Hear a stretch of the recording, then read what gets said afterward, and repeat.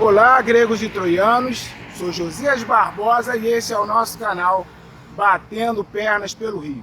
Hoje iremos fazer uma leitura dos principais quadros expostos aqui no Museu Histórico Nacional. Conheceremos algumas curiosidades e aprenderemos um pouco mais da história do nosso país. Então, vamos bater pernas pelo Rio. Pode soltar a vinheta, Emanuel. Batendo pernas pelo Rio, batendo pernas pelo Rio, vou batendo pernas pelo Rio, vou batendo pernas pelo Rio.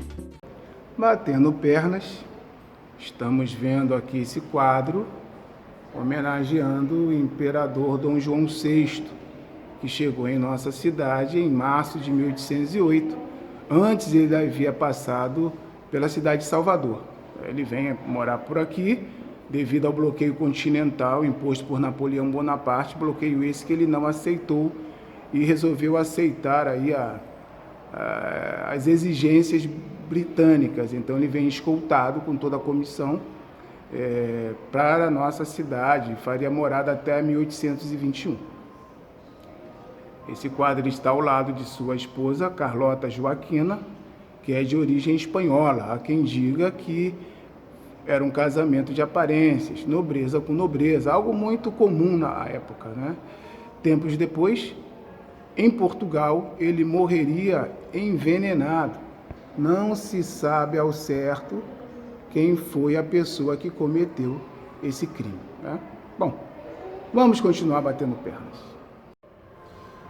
Esse quadro é a representação do Conselho de Estado que aconteceu no dia 2 de setembro de 1822, com destaque da Dona Leopoldina sentada, cercada por homens. Foram deliberações.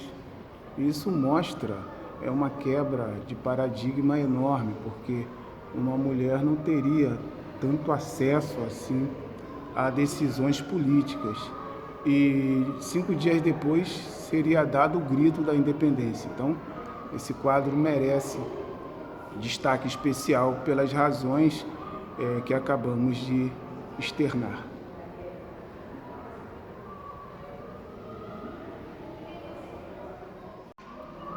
José Bonifácio de Andrade Silva, nascido na cidade de Santos, ele seria o grande mentor de nossa independência e teria a responsabilidade de criar o jovem Pedro, que seria Dom Pedro II, quando da situação do golpe da maioridade. Neste quadro vimos o imperador Pedro I compondo o hino de nossa independência. A letra seria de Evaristo da Veiga. E aqui nós estamos vendo Vossa Majestade cercado de pessoas do sexo feminino, né? Ele morreria em Portugal em 1834, aos 36 anos. Dizem que ele foi vítima de uma DST.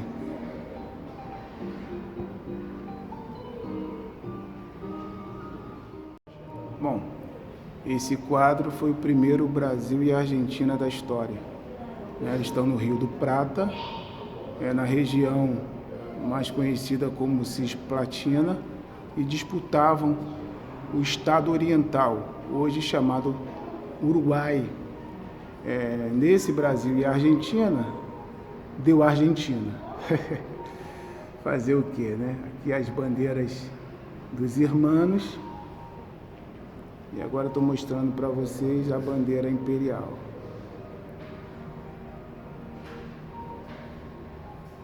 Homens ao mar.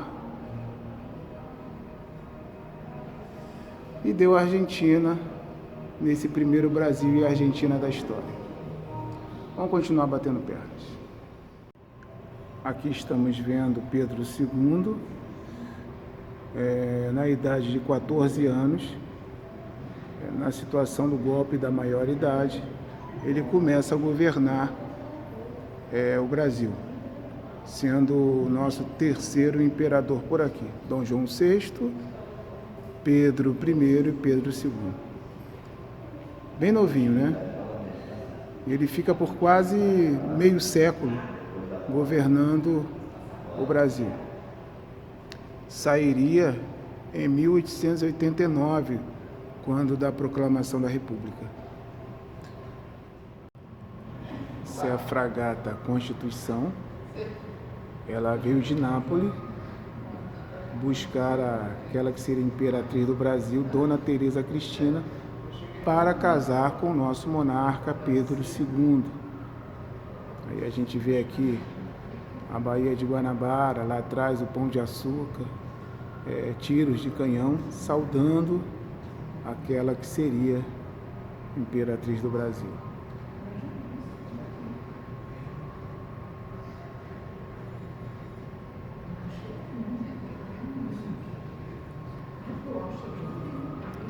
A gente percebe o clima festivo na recepção de Dona Teresa Cristina. Quadro muito bonito, diga-se de passagem. Esse quadro é o brasão do Império. Tem alguns símbolos que vale a pena a gente falar para vocês. A coroa real, ok? À direita temos os ramos de tabaco, à esquerda ramos de café, o verde simboliza a Casa dos Braganças, tá? O amarelo é a Casa dos Ramsburgo e no centro a cruz da Ordem de Cristo. E as 19 estrelas representam as 19 províncias, que as províncias são atualmente os estados. Então, à época, tínhamos 19 províncias, ou seja, 19 estados. Bem bonito e simbólico esse brasão da família. Essa tela é bastante comum em nossos livros didáticos. Ela marca a coroação do imperador Pedro II em 1841. A cerimônia foi feita na Capela Imperial, a antiga Sé, a Nossa Senhora do Carmo, fica em frente ao Largo do Paço, na atual Rua 1º de Março. É aberta a visitação, é uma igreja muito bonita e tem muito de nossa história. Vale a pena vocês visitarem o local. Esse quadro simboliza a Batalha do Humaitá, que foi em 1868, na Guerra do Paraguai. Uma coisa que nos chama a atenção é o mar de sangue. Olha, tinta vermelha em quase toda a extensão do mar. Isso mostra a batalha sangrenta que foi a Batalha do Humaitá. A guerra terminaria em 2 anos. Terminou em 1º de março de 1870. Daqui a pouco a gente vai falar um pouquinho mais sobre esse capítulo sangrento e vergonhoso de nossa história, que foi a Guerra do Paraguai. Esse quadro é a Batalha dos Chacos. Chaco é pântano. Observe que eles estão no meio de um pântano. Esse é General Osório, vestido com roupas locais, ou seja, roupas paraguaias, talvez para se camuflar, e ao fundo um acampamento paraguaio, e eles seriam surpreendidos pela retaguarda. Quadro bem bonito e mostra um pouco desse conflito sangrento de nossa história. Existe um estádio de futebol no Paraguai chamado Defensores del Chaco, em alusão a esse local, pântano, no qual o povo paraguaio tentava resistir às investidas aliadas.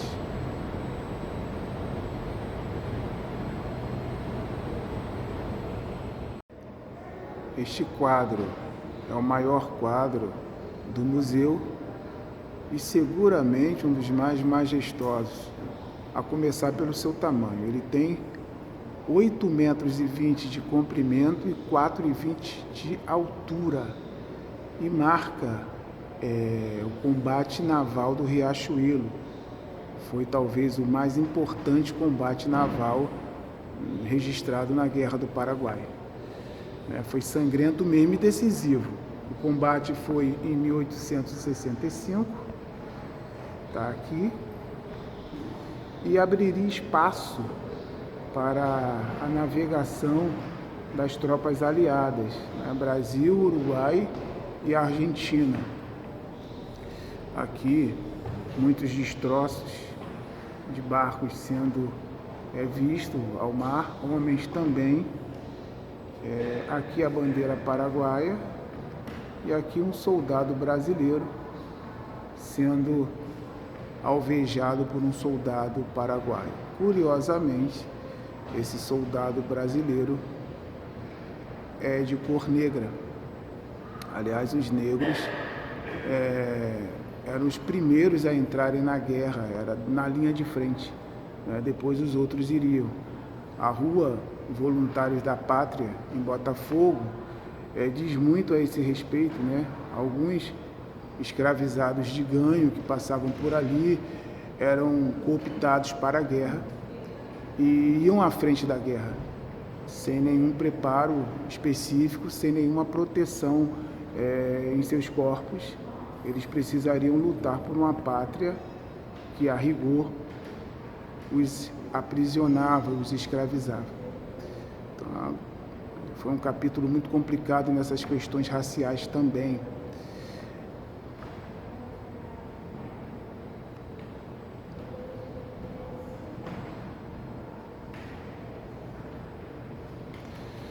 Vamos continuar batendo pernas. Essa tela também é muito emblemática. Estamos vendo diante do Senado, lotado, a princesa Isabel, aos 14 anos, fazendo um juramento sobre a nossa Constituição. E aqui, um personagem bastante emblemático. Estou mostrando para vocês aqui, estou me aproximando bastante. Duque de Caxias, entre as celebridades convidadas para esse evento. Princesa Isabel, aos 14 anos, jurando sobre a Constituição. Olha que espetáculo de quadro, gente. Esse quadro narra um capítulo muito emblemático, talvez o último capítulo relevante de nossa monarquia por aqui, É o último baile do Império, no qual o imperador Dom Pedro II resolveu homenagear a Marinha chilena.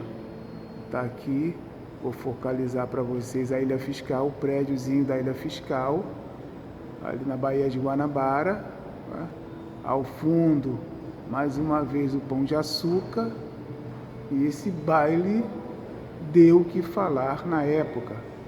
Várias celebridades deitaram e rolaram nesse momento de nossa história.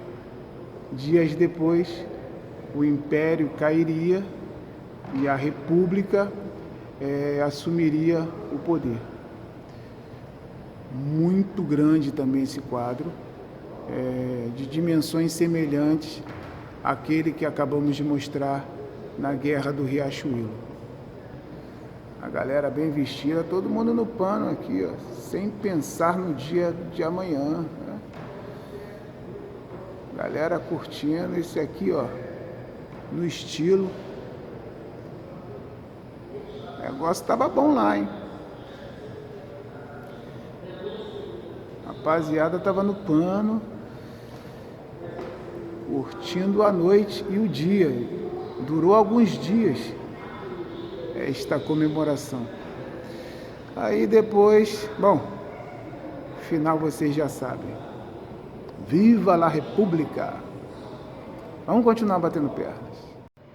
Estamos vendo aqui, como podemos ler, o alferes Joaquim José da Silva Xavier, ainda muito jovem. Ele tinha uma patente não tão alta, né, junto aos destacamentos brasileiros. Ele era um dos conjurados, que hoje em dia é conhecido como inconfidente. Claro que o nome inconfidente é um termo pejorativo dentro da história, porque alguém delatou, né? Joaquim Silvério dos Reis, ele foi o X9 dos confidentes. Aí então, de confidentes passariam a ser inconfidentes.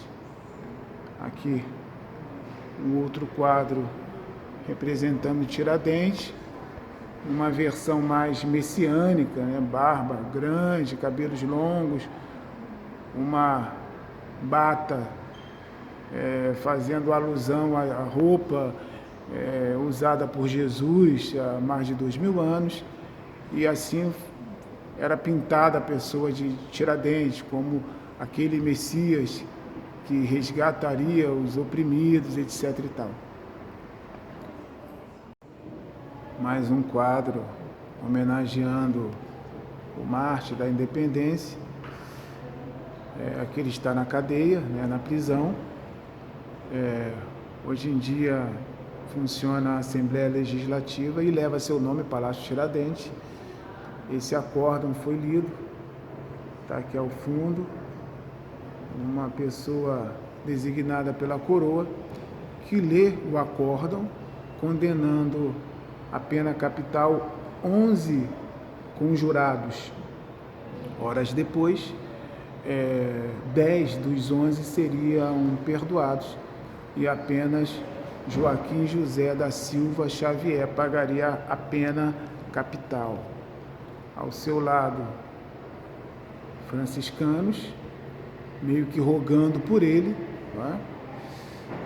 E ao fundo tem um franciscano rezando, aguardando aí o milagre acontecer. Não sei se foi milagre, mas 10 foram perdoados e este aqui seria enforcado. Estamos vendo já Tiradentes, olhando para o horizonte, resignado de seu destino, mas com a presença de um religioso, com um crucifixo nas mãos, e aqui o carrasco, né? Curiosamente negro, tapando os seus olhos, seus próprios olhos, com sua mão direita. Ele seria aquele que tiraria a vida do mártir da independência. Não foi ele que decidiu pela morte de Tiradentes, mas seria ele o autor do serviço sujo, né? Aqui, mais uma vez, Tiradentes tendo essa aura messiânica.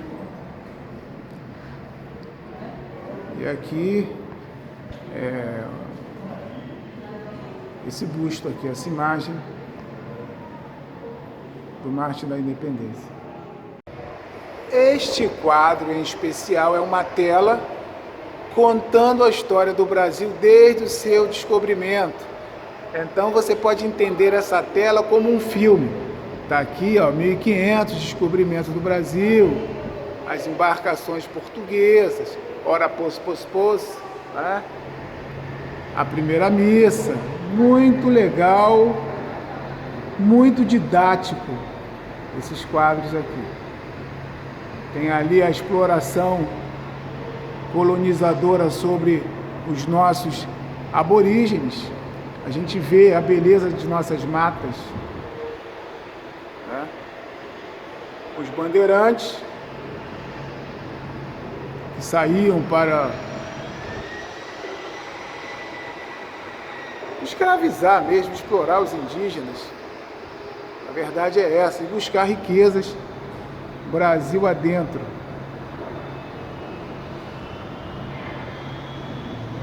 A exploração do pau-brasil Seria conduzidos por canoas até chegar às maiores embarcações rumo a Portugal. Aqui mais uma vez a narrativa da morte de Tiradentes, né? Os frades aqui. A questão religiosa foi muito forte em nossa colonização. Pão de açúcar ao fundo. Mais um ciclo, né? Cana-de-açúcar, a gente saiu do pau-brasil e entramos na cana-de-açúcar. Já as festas em Portugal, no Rio Tejo, lá na terrinha, ora pôs. Aqui a chegada da família real, Paço Imperial ali, onde eles moraram durante algum tempo e foi sede do governo também, com várias demandas. O dia do fico foi gritado numa dessas sacadas. A assinatura da Lei Áurea em 13 de maio de 1888 foi ali também. Então é um prédio bastante emblemático de nossa história. Mais um ciclo, o ciclo do ouro. O grito nas margens do Ipiranga, em São Paulo, independência ou morte, está ali, tá? O imperador Pedro I grita, está aqui, ó, 1822, 7 de setembro de 1822, estamos caminhando para o segundo século de nossa independência. Mais um ciclo do gado e do algodão, ok?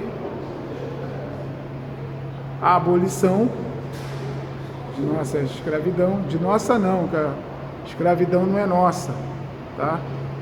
Renuncia essa palavra. Aliás, isso jamais deveria ter acontecido.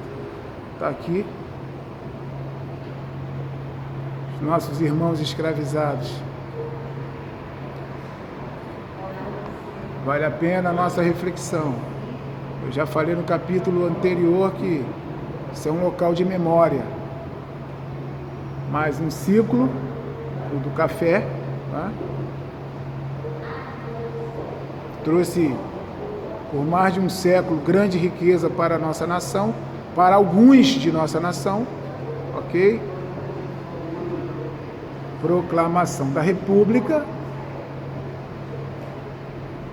o Império cai e a República é instituída em 15 de novembro de 1889. Esse aqui, Marechal Deodoro da Fonseca, o nosso primeiro presidente. E ali atrás, Floriano Peixoto, nosso segundo presidente, englobando assim a República da Espada, porque eles eram militares. Mais um ciclo da borracha, na floresta amazônica, mais precisamente no Acre e no Amazonas. Revolução de 30, foi o golpe de Vargas, está aqui o Vargas, derrubando a elite cafeeira, majoritariamente a elite paulistana. Isso deu pano para manga também, né? Vargas aqui nacionalizando as riquezas naturais, petróleo, as quedas d'água. Aqui vimos o suicídio de Vargas, né? O povo chorou e ele seguiria para São Borja, no Rio Grande do Sul. Campanha do petróleo, a nacionalização da riqueza, como eu já havia falado. É um quadro muito didático. A era da modernização, o Brasil começaria a modernizar-se. E aqui, a inauguração de Brasília, feita por Juscelino Kubitschek. Muito legal batermos pernas na história do nosso país, visitando esse quadro também que a gente percebe de modo muito tangível a nossa história.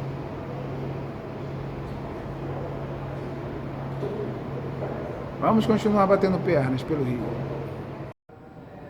Estamos vendo agora essa figura tão importante e conhecida da história do Brasil, a princesa Isabel, filha do imperador Pedro II, a que teve a oportunidade de assinar a Lei Áurea de 13 de maio de 1888. Essa parte aqui do museu faz uma narrativa, um recorte histórico das principais datas das quais houveram críticas e leis condenando essa hedionda prática que foi a escravidão. Aqui Eusébio de Queiroz, inclusive Estados Unidos na Guerra da Secessão. E aqui nós vemos André Rebouças, esse engenheiro que estudou na Europa e voltou para o Brasil a pedido do imperador. E André Rebouças, ele determina que todos os seus funcionários sejam remunerados, inclusive os escravizados. Ele não aceitou mão de obra escravizada. Deveriam pagar, senão não trabalhariam para ele. Valeu, Rebouças, parabéns. Outras datas aqui, em destaque a Lei do Ventre Livre. Vamos seguindo mais. Lei do sexagenário quase que não sai, né? Também chamado de Saraiva Cotegipe. E aqui na Gazeta de Notícias, a extinção total da Lei Áurea. É uma plaquinha, né, que fizeram o recorte do jornal e colocaram aqui. Esse quadro também é muito emblemático. Aqui ao fundo está a princesa Isabel, ao lado de seu esposo Conde D. Aqui o imperador Pedro II e atrás do imperador, essa cabecinha aqui, Machado de Assis. Então, todos os intelectuais da época e alguns militares que tem por aqui, e o povo em geral, estavam felizes em ver que a escravidão havia terminado. Lá atrás, o Morro do Castelo, que seria arrasado em 1922, a comemoração do centenário da independência. Uma pena, né? Parte da memória do Brasil estava no Morro do Castelo. Mostrando ainda sobre a temática da Lei do Ventre Livre, esse menino negro segurando honrosamente a placa, né? 28 de setembro de 1871, está aqui. E os grilhões quebrados de suas mãos e aqui quebrado de seus pés. Ele usufrui de um momento de cidadania. Ele levanta uma placa dizendo: olhem para cá, eu sou alguém. E vale a pena a gente continuar refletindo sobre isso. Questão da liberdade, como também da igualdade. Continuemos a nossa luta, incansavelmente. Batendo pernas pelo rio, batendo pernas pelo rio, vou batendo pernas pelo rio, vou batendo pernas. Eu sou Josias Barbosa e este é o nosso canal Batendo Pernas pelo Rio. Se inscrevam, deixe o teu comentário e o teu joinha também. Até breve, quando estaremos mais uma vez batendo pernas pelo Rio.